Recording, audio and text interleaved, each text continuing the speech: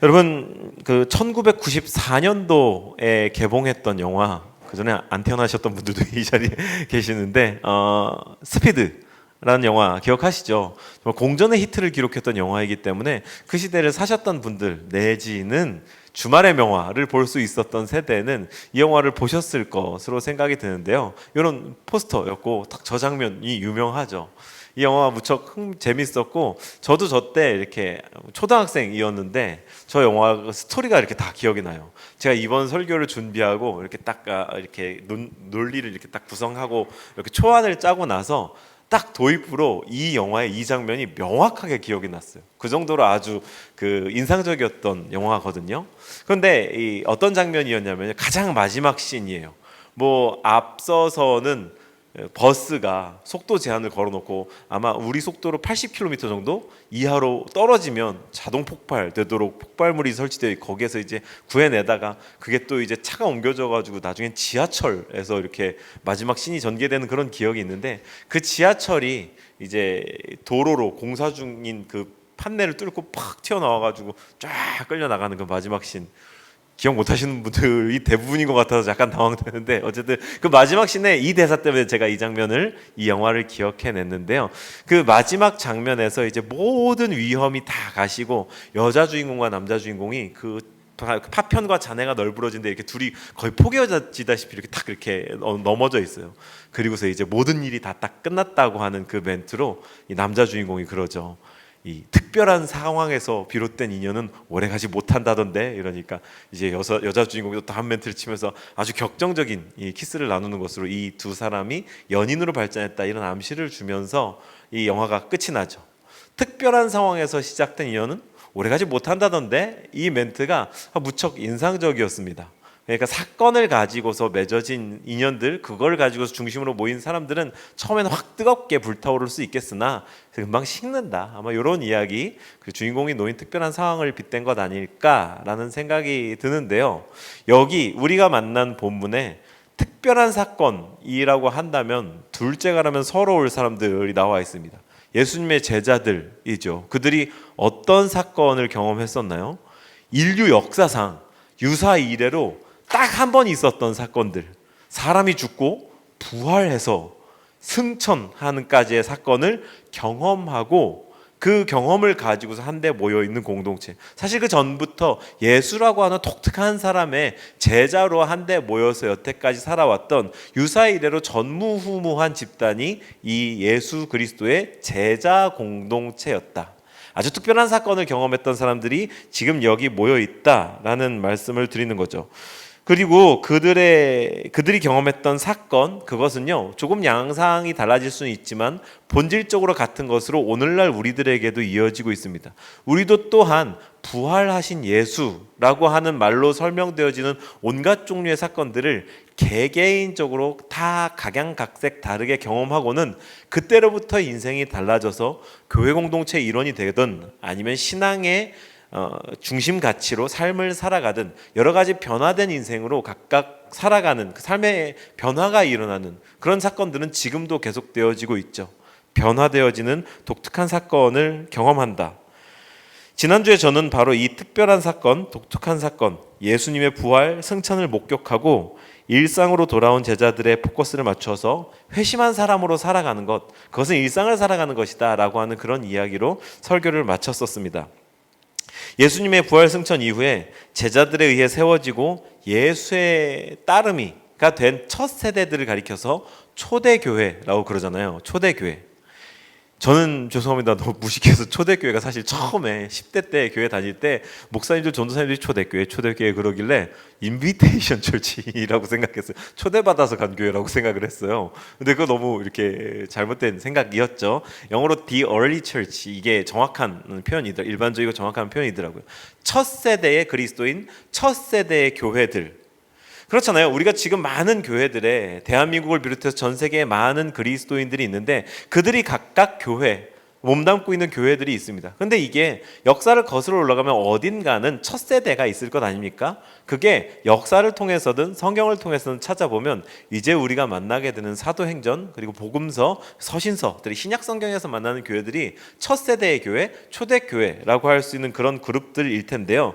그 초대교회들은 필라델비아 교회, 사대 교회, 또 그 데살로니가 교회 이런 식으로 교회 지명으로 이름이 된 데가 이 제자들이 전파해서 세워진 교회들인데, 오늘 우리가 만나는 이 제자 공동체는 말하자면 그 이름 붙어져 있는 교회들의 더 원류격, 과도기적, 그리고 태동기적 교회의 모습이라고 할 수 있겠습니다.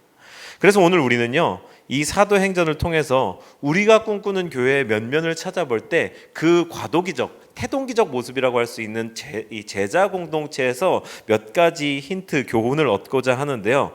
사랑하는 여러분, 우리가 이 교회의 모습들을 조금씩 되살펴가고 하나씩 점검해 갈 때에 조금씩 교정되어져 가는 오해 속에서 21세기의 건강한 제자 공동체가 되기를 주님의 이름으로 축복합니다. 우리가 그런 공동체가 되기를 간절히 바라는 마음으로 이 말씀을 전합니다. 그래서 오늘 우리가 따라갈 질문은 이것이거든요. 제자 공동체를 통해서 배우는 교훈, 그런 교회는 어떤 공동체인가? 이 질문 한번 읽어주실까요? 시작. 제자 공동체를 통해 배우는 교회는 어떤 공동체입니까? 첫 번째는 이것이죠. 읽어주실까요? 시작. 함께 모여서 기도하는 공동체. 오늘 우리가 취한 본문에서는 요 한 가지, 함께 모여서 기도하는 공동체가 곧 교회다라고 하는 사실을 우리가 배울 수 있겠습니다. 오늘 제가 영교 목사님이랑 주중에 연락해가지고 이렇게 찬양 리스트를 이렇게 뽑고 이런 거 아니거든요. 근데 너무 감사하고 놀랐습니다. 사실 정밀하게 미리 준비해서 그런 걸 막 기획해가면 좋겠지만 저는 성격상 또 성품상 그러지 못하는 편인데 뭔가 이렇게 통했나 봐요. 성령님께서 이렇게 맺어주셨나 봐요. 기도라는 키워드가 나와서 거기에 무척 큰 감동을 받았는데, 오늘 우리가 살아가는 교회 공동체가 함께 기도하는, 누군가 당신을 위해, 누군가 널 위해, 궁극적으로 성령님이겠습니다만 함께 모여서 기도하는 공동체다라는 걸 우리가 본문으로 배울 수 있겠는데요. 우리 다 같이 12, 13절 그것도 상반절을 통해서 정말 그런지 한번 읽어보시죠. 시작. 그리고 나서 그들은 올리브산이라고 하는 산에서, 그 산은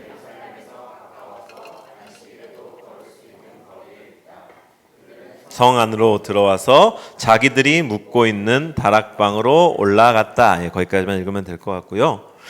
오늘로 이어진 본문은 우리가 지난주에 제가 일상을 살아가야 됩니다 라고 이야기했을 때 그 일상이라는 것이 실제로 그 제자들에게 어떤 것이었나, 거기를 조금 이렇게 우리가 들춰볼 수 있도록 안내해 주고 있습니다. 제자들의 일상, 무척 흥미로운 부분이죠. 자기들이 묵고 있던 다락방으로 돌아갔다고 합니다. 예수님의 승천을 목격하고서 다시 예루살렘으로 돌아와가지고 돌아간 곳이 자기들이 묵고 있었던 다락방입니다. 자기들이. 그러니까 이 짧은 단어, 문장 속에서 여러 가지 힌트를 얻을 수 있는 겁니다. 이들은요, 예수님이 부활하시고 나서 만나주신 이후에, 그 전에 사실 십자가에 달려서 돌아가실 때 팍 뿔뿔이 흩어졌었잖아요. 어떤 시점부터 모여가지고 다시 자기들끼리 한 군데에서 모여서 생활했던 것으로 보입니다. 일상을 공유하고 함께 먹고 마시며 심지어 같이 살기까지 하고 있었던 것, 이게 제자 공동체의 모습입니다. 그런데 사실 당시에 예수님 시대 때 이 헬라 세계에서 사람들이 모여 사는 것, 그것도 한 스승의 제자들이 모여서 사는 것은 그렇게 신기하거나 이례적인 일은 아니었습니다. 우리 역사적인 상식으로 좀 알고 있다시피 이때 당시에 이 헬레니즘 철학이 무척 유행했잖아요. 그리고 그 철학자들, 웅변가들, 사상가들은 도제 시스템 속에서 제자들을 데리고서 그들한테 말하자면 레슨비를 받고 먹고 사는 그런 문화가 이때 이 그리스 세계에 있었다고 해요. 그러니 이 당시에 한 사람을 좇아서 여러 제자들이 공동생활을 하는 것은 예수님 공동체, 제자 공동체에게만 유별난 일은 아니었다라는 겁니다. 그들은 제자를 건드리고 웅변, 수사학을 가르쳤고요. 심지어 에피쿠로스 학파는요, 아예 에피쿠로스의 정원이라고 하는 단어가 당시 사회에 있었다고 해요. 이게 무슨 말이냐면 에피쿠로스 학파 사람들이 조금 유별났다는 거죠. 그래서 제자들이 모여가지고 아예 돈을 모아가지고 넓은 정원이 딸린 집을 산답니다.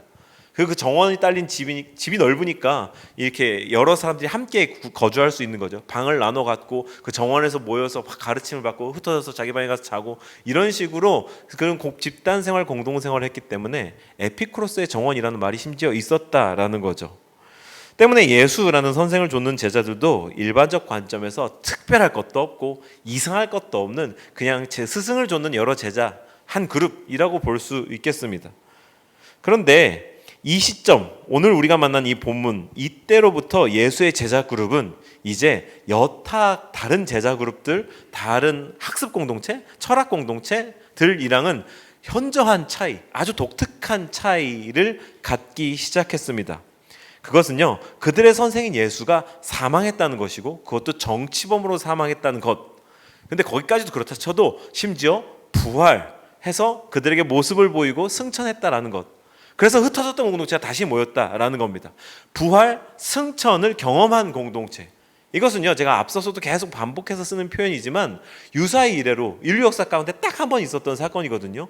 그 엄청난 사건을 유일하게 경험한 공동체가 제자 공동체였던 겁니다. 즉 성령님의 일하심, 하나님께서 일하심, 예수 그리스도를 경험한 사람들의 공동체가 세속 공동체와 결정적인 차이라는 겁니다. 이 세상에는요, 생각해보면 많은 공동체가 있습니다. 우리 주변에 요즘은 당근을 통해서도 많이 만나볼 수 있죠. 제가 당근을 되게 사랑하는데 보면은요, 여러 공동체가 있습니다. 노래하는 공동체, 등산 가는 공동체, 족구하는 공동체, 배드민턴 공동체, 여러 마을 공동체들이 있고 심지어 우리가 살고 있는 동네 주민센터 같은 곳에서는 그런 공동체들의 활동을 지원하기도 하죠. 사람들이 모이는 게 얼마나 중요한 건지를 아는 겁니다. 우리가 교회 공동체로서 이 부활하신 승천하신 예수 그리스도를 향한 신앙, 그분의 뜻이 우리 가운데 이루어짐이라고 하는 신앙이 제외된다면, 배제된다라고 하면 이 세상에 많은 세속 공동체랑 무슨 차이가 있겠습니까? 서로 사랑한다고요? 아픈 사람을 돌본다고요? 병약한 사람들에게 사랑을 베푼다고요? 자비를 돌본다고요? 사회적으로 어떻게 좋은 일을 한다고요? 아니요, 그거는 교회만의 특징은 아닙니다. 사람들이 모여서 선한 일을 하고자 하는 사람들이 분명히 세속 공동체에도 있습니다. 교회와 세속 공동체를 분명하게 결정짓는 차이는 부활하신 예수를 따르는가, 그분의 가치를 따라 하나님 나라를 살려고 하는가입니다. 부활하신 예수를 경험했는가, 만났는가. 그리고 이 독특한 경험을 한 제자 공동체가 세속 공동체가 하지 않는 독특한 무언가를 또 하기 시작하는데 그게 무엇이냐? 14절을 한번 읽으실까요? 14절 읽습니다. 시작. 이들은 모두 여자들과 예수의 어머니 마리아와 예수의 동생들과 함께 한 마음으로 기도에 힘썼다. 모여서 뭘 했다고요? 기도했다고요. 한 마음으로 기도에 힘썼다라고요. 예수를 믿고 부활하신 예수를 경험했고 그분의 가르침을 올바르게 받은 사람들이 함께 모여서 한 마음으로 기도하는 것, 그게 세속 공동체와 차이가 있는 제자 공동체의 특징이었던 겁니다. 부활하신 예수가 우리 가운데 계시냐? 그 부활하신 예수가 이 모임의 목적이고 이유인가? 그리고 그분의 뜻을 알기를 간절히 사모하며 우리가 살아가는 이 깨어진 세상을 끌어안고 그 세상을 위해, 아니면 나를 위해, 우리 공동체 가족들을 위해 서로 기도하는가? 우리가 가진 성경에 교회라고 번역되어진 헬라어 단어가 에클레시아인데 이것은요, 교회가 생겨나기 전부터 있었던 일반 명사입니다. 앞서서 이야기한 여러 동호회들, 민회, 집회들을 가리키는 일반 명사였다고요. 교회를 가르치는 고유 명사가 아니라. 그러니 우리 삶은 에클레시아 역시 우리 가운데 부활하신 예수를 잃어버리거나 서로를 향한 기도, 하나님의 뜻을 알고자 하는 주를 향한 기도, 이 기도를 잃어버린다라고 한다면 세속 공동체들이랑은 아무런 차이가 없어지는 겁니다. 이 중요한 특징을 우리가 갖고 있어야 됩니다. 예수 그리스도라는 인격적이고도 특별한 공통부모, 그리고 그분께 간구하는, 그분의 뜻을 구하는, 서로의 사랑을 구하는, 서로를 위해 기도하는 기도. 그 사랑, 섬김, 헌신의 뿌리가 예수 그리스도가 아니라면 세속 공동체가 다를 바 없다. 제가 오늘 여러 번 강조하고 있습니다. 그렇다고 이렇게 생각할 수 있겠죠. 아이고, 나는 위로 좀 받아보려고, 아니면 사람 좀 사귀어보려고 그렇게 교회에 나오는 건데 그럼 이제 나오면 안 되겠네, 뭐 이렇게 생각을 하시면 그럼 또 이제 곤란하죠. 왜냐하면 우리가 아직 마저 읽지 않은 13절의 하반절에 이 나와 있는 이 제자들의 명단을 통해서 또 우리가 생각을 좀 더 넓힐 수 있기 때문인데요. 우리 13절의 하반절을 함께 한번 읽어봅시다. 13절 하반절 읽습니다. 시작. 이 사람들은 베드로와 요한과 야고보와 안드레와 빌립과 도마와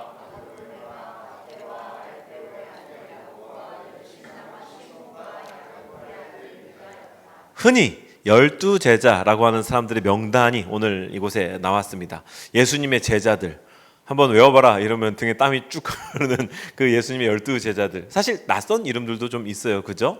좌우간 이 12제자들의 명단이 나왔는데 빨간 글씨 한번 세보시면 이상한 점이 있죠. 우리는 12제자라고 알고 있는데 11명만 써져 있잖아요. 이들 중에 가룟 유다가 빠졌기 때문, 12제자 가운데 그 가룟 유다가 빠졌기 때문이죠. 우리가 잘 알고 있는 사건대로 예수님을 팔고 그리고 스스로 새 유명을 달리했던 예수님의 제자 가룟 유다, 배신자가 있었기 때문에 그 12제자 가운데 한 명이 빠졌고, 이 본문 다음에는 이제 그 12 중에 하나를 채워넣는 그런 일들이 이어지죠. 좌우간 이 일에 대한 이야기는 나중으로 좀 미뤄두고, 오늘 우리는 이들의 명단을 통해서 이들이 얼마나 함께 할 수 없었던 사람들인가를 알 수 있게 됩니다. 일단 베드로하고 안드레가 형제이죠. 우리가 잘 알고 있는 대로 그들은요, 어부였습니다. 생업에 종사하던 어부로서 물고기를 잡으려고 그물을 내리다가 그 자리에 찾아온 예수님께로부터 부름을 받죠.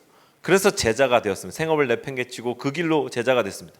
일단 한 그룹 안에 아버지가 같은 형제가 둘이 있었다는 것은 뭔가 이렇게 힘의 균형이랄까요? 뭐 조금 이렇게 공평해지지 않는 그런 느낌이 있어요. 또 다른 형제들도 있고요. 알페오야 세베대의 아들들이 있고요.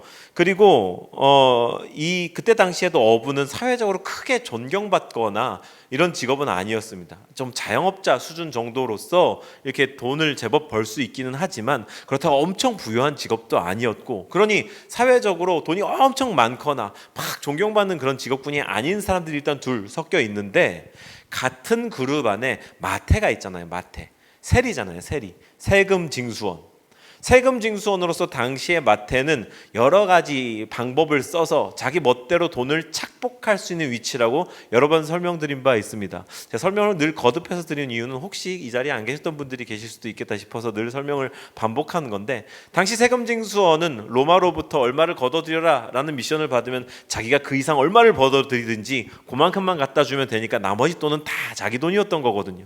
그러니까 엄청난 부를 축적할 수 있었고, 다만 동족들로부터 우리의 고열을 짜내서 로마를 먹여 살리는 인간들이야, 벌레만도 못한 인간들, 매국노, 이런 취급을 받으니까 사회적으로는 아주 기피되는, 멸시받는 그런 직업이었죠. 하지만 돈이 많았습니다.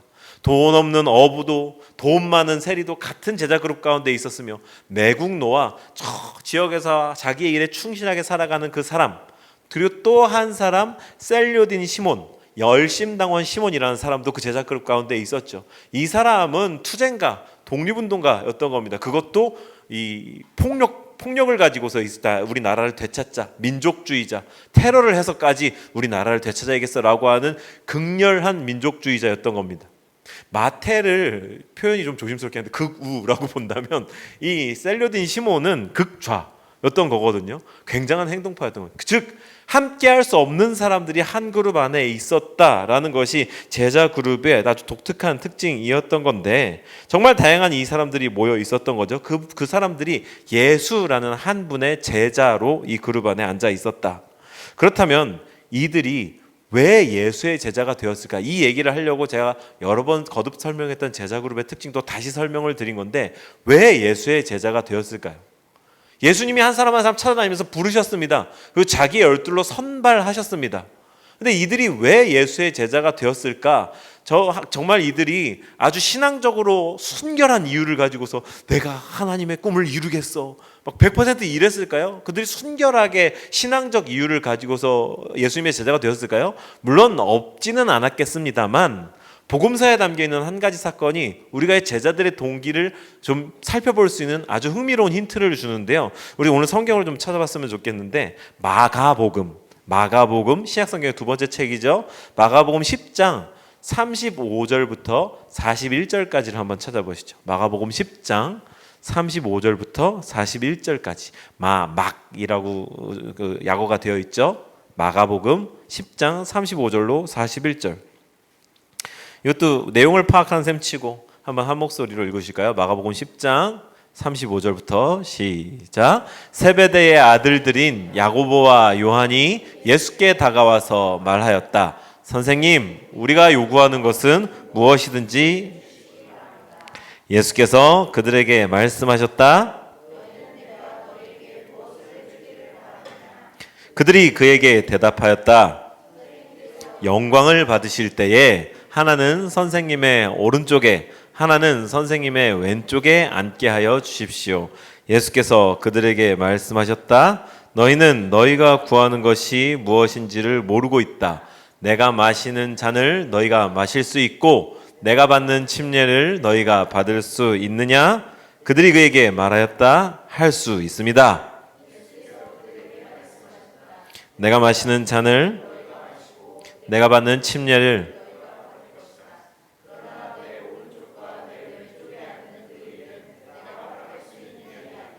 정해놓으신 사람들에게 열 제자가 이것을 듣고 야고보와 요한에게 화면을 자막에 고정해 놔 주시면 좋겠고요. 제자들 중 아까 이 베드로와 안드레 말고 또한 형제들 세베대의 아들들이 예수님께 와서 말했습니다. 예수님, 부탁이 있습니다. 도 아니고 제가 구하는 것은 꼭 들어주셔야겠습니다. 저는 약간 건방진 그런 생각이 드는데 그래놓고 한다는 소리가 이제 당시 주님께서 영광을 받으실 때에 우리를 하나는 우편에 하나는 좌편에 앉혀주십시오. 영광을 받는다는 말을 일단 착각한 거죠. 이 본문의 바로 앞에 예수님이 자기가 고난 받으실 것, 죽으실 것에 대해서 말씀하시는데 그거 어떻게 이해한 건지 모르겠어요. 그래서 가가지고 영광 받으실 때에 그 나라를 이루실 때에 우리를 우의정 좌의정 삼아 주십시오. 그 얘기를 길게 합니다. 그래 예수님이 너 내가 한 말 뭐라 그런 건지 이해한 거냐? 왜 이해한 겁니다. 우리 다 할 수 있습니다. 그럼 니네 그렇게 될 거야. 그러니까 기분이 좋았던 것 같아요. 그리고서 더 웃긴 건 제가 화면 일부러 고정해달라 그런 이유가 41절에 열 제자가 이 둘을 보고 이것을 듣고 분개했다라고 되어 있습니다. 제자들이 왜 예수님을 쫓았는지 잘 모르겠습니다. 이들에게 신앙적인 이유도 있었을 겁니다. 여러 가지 다 제각각이 있었을 텐데 그들이 복합적인 인물이었던 건 분명한 것 같습니다. 그리고 그들의 복합적인 감정 가운데 복합적인 동기 가운데 분명한 것 한 가지는 예수님이 이 땅의 왕이 되시면 나도 뭐 하나 할 수 있겠지? 라고 하는 탐욕이 그 가운데에 적지 않은 부분을 차지하고 있었고 그러니 예수님이 하시는 말씀 고난받을 거야, 죽을 거야, 부활할 거야가 올바르게 이해가 안 갔던 거죠. 그러니 십자가에 달리실 때 다 뿔뿔이 도망갔던 거고 제자 공동체 이상적으로 생각하고 예수님을 위해 순교했다 그런 결과들을 우리가 알고 있기 때문에 그들을 아주 높은 신앙의 위인으로 생각하지만 제가 늘 복음서를 다루면서는 제자들을 엄청 막 이렇게 깎아내리는데 이런 이유 때문입니다. 이들은요 아직 부활하신 예수를 만나고 온전히 인식하기 전에는 그냥 욕망들의 집합체에 지나지 않았습니다. 예수를 쫓아 뭔가 좀 더 잘 되지 않을까? 좋은 걸 얻을 수 있지 않을까? 종교심, 영웅심리, 애국, 애족심에 탐욕까지 뒤섞였던 인물들. 아름답게 그의 스승 예수를 사랑하고 유대 율법을 사랑하며 민족을 위해서 자기 몸을 투시하는 그것이 100%가 아니었다라는 것을 제가 지금 강조하고 있는 거죠. 종교적으로 이상적인 인물들이 아니었다. 이들의 예수를 따르는 동기는 저마다의 출발점이 다 달랐을지 모르겠으나 모종의 욕망이었지 않았을까? 세속적 출세의 욕망, 팔자를 고쳐보려는 욕망, 대의라고 이름한 민족 우월주의적 욕망. 말하자면 이것이 비유하자면 오늘날에 우리가 교회를 찾는 여러 가지 동기들 가운데도 섞여 있을 수 있는 그런 것들이라고 볼 수 있겠네요. 근데 저는 그걸 비난하려고 하는 게 아닙니다. 제자 공동체가 그런 동기를 가진 사람들이었었다라는 것은 우리에게 소망을 줍니다. 난 놀러, 난 사람 만나러, 나는 뭔가 일주일에 한 번씩 의미 있는 일을 하러, 마음의 평안을 얻으러 그런 좀 기분 좋은 종교 생활을 하러 그렇게 교회를 가는 건데 그 동기는 어떠했을지 몰라도 부활하신 예수를 만나고 나면 부활하신 예수를 경험하고 나면 그들의 삶이 달라져서 하나님 나라를 이루어가는 삶이 된다는 사실 거기에 소망을 두자라고 여러분들을 지금 도전하고 있는 거죠. 예수님께서는요, 병든 자에게라야 의원이 쓸모가 있다라고 분명하게 말씀하시지 않았습니까? 우리가 완전하다면, 온전하다면 우리는 예수님을 따르지 않아도 될 겁니다. 교회 공동체로 모이지 않아도 될 겁니다. 하지만 우리가 모자라기 때문에, 연약함이 있기 때문에 우리는 더더욱 모여서 서로를 위해 기도하고 서로 삶을 보살펴주는 공동체로 모여야 하는 거죠. 그렇기에 교회는 모자란 사람들이 모이는 공동체인 겁니다. 서로의 모자람을 발견할 때 보다듬어주고 채워주고 쓰다듬어주는 공동체인 거죠. 예수 그리스도의 이름으로 예수 그리스도를 경험하고자, 예수 그리스도께로 이끌고자 모이는 공동체.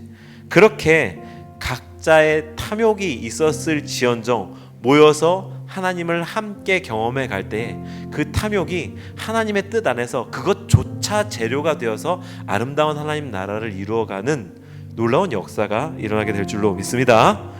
그분은요, 우리를 부르실 때에 그 탐욕을 갖고 있다는 사실을 모르지 않았습니다.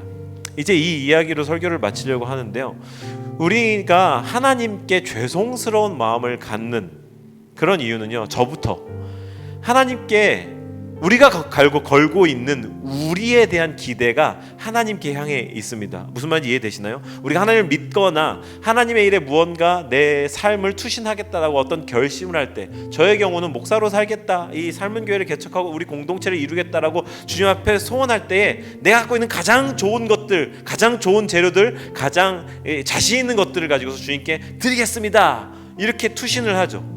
그런데 그 최고 베스트, 내가 가진 것들이 바닥날 때, 내지는 내가 베스트라고 생각하지 않았던 월스트가 탁 드러나고 뭔가 흠결이 드러날 때 주님이 나한테 실망하실 거야. 주님, 나의 이런 모습 모르셨을 텐데, 나 주님한테 이런 모습 보이면 안 되는데 라고 하는 자괴감 같은 게 밀려오는데 주님이 그 모습을 모르실까요? 우리 모두의 일반적인 이야기로 한다면, 내가 어떤 탐욕을 가지고 있죠, 아니면 죄성을 가지고 있어, 아직 해결하지 못한 죄를 가지고 있는데 그걸 가지고 주님 앞에 나왔다는 것, 내 안에 그게 여전히 잠자고 있다는 걸 주님이 모르고 계실까요? 아니요, 그분은 아세요. 다 알고 계시고, 우리의 머리카락 숫자도 세시는 분이라고 하는데, 우리를 모태에 조성될 때부터 우리를 거기에 심으신 분이라고 하는데, 우리의 그 숨겨진 탐욕, 우리가 몰래 조용히 감춰두고 있던 그런 탐욕, 욕망, 죄성, 악함, 주님이 모르실까요? 다 아시고서도 우리의 좋아진 모습, 나아진 모습, 하나님 나라를 경험한 이후의 모습을 기대하며 그것을 미리 봐시고서 미리 바라보시면서 우리를 부르신 거다라는 거죠. 그래서 저는 오늘 제가 무척 사랑하는 찬양, 이것을 소개해드리고 이 찬양을 약간 BGM 삼아가지고 이 마음으로 드리는 예배를 작성하는 시간을 드리면서 설교를 마무리하려고 하는데요,